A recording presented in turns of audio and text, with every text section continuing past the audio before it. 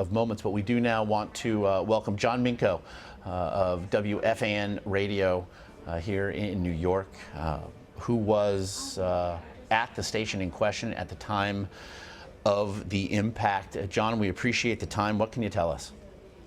Well, this is what I saw. I was on the train that was previous to the one that crashed, and what had happened is when I got off the train that I was on, I just killed some time walking around the streets of Hoboken, and when I returned to the terminal, I was on the top step of the stairway heading down towards the PATH train, where I looked to the right, and there were screams, and you could see clearly from my vantage point of a train that simply did not stop. A train that perhaps tried to change gears or something like that, but it's similar to changing gears in a car, and all of a sudden the car takes off, and that's what happened here. The train took off, and it did not stop, and all this happened extremely quickly. What can you tell us, in fact, about that moment of impact that you witnessed? It seemed like an explosion, but in reality it was not. But it was a massive. They went through the terminal. And into the terminal, and went through all the support systems, and it was massive noise and contact, and there were several people that I was with, obviously at the top of the stairs, and people that were halfway down the stairs going to the path, and it was a mad scramble to get away from the terminal as quick as possible. John, 8:30 a.m. on a Thursday morning. Just how crowded was the station? It's morning drive. There's quite a few people there.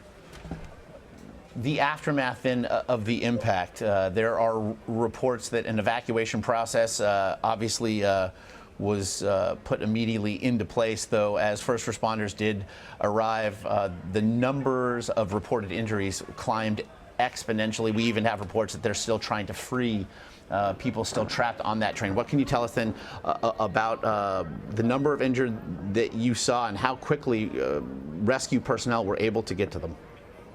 Rescue personnel was able to get to the scene extremely quick, because as I scrambled and other people were pushing and trying to get away from the scene, it did not take long trying to scramble away from the terminal for the response to come. The response came very, very quickly.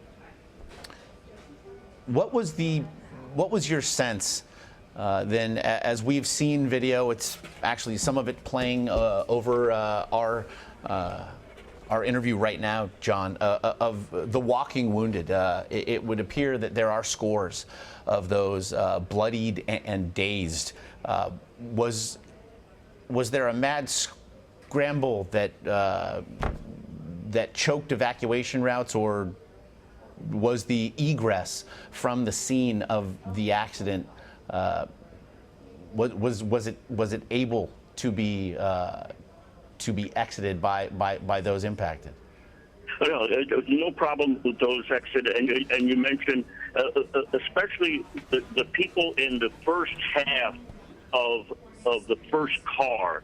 Those are the passengers that were affected the most, and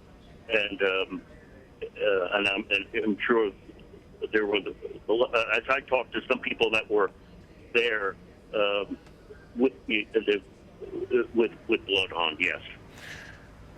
With regard to the structural integrity, we are looking at video and images that suggest that multiple I-beams were struck by this train, again, traveling full speed. It led to what appears to be a partial collapse of the roof. What is the extent, to your vantage, of the damage to the facility? Well, I think the first thing, you don't know whether it was at full speed.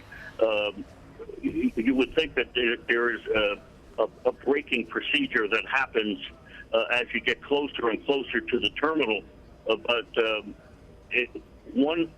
I would imagine that one of these gears, simply did not respond, and I think that that's how this happened. We've been told that Hoboken University Hospital was told to expect patients. It's a few blocks from the scene. But with regard to the first responders and the triage units that have been set up there at the station itself, what is? Can you describe that scene for us? There was a lot of chaos.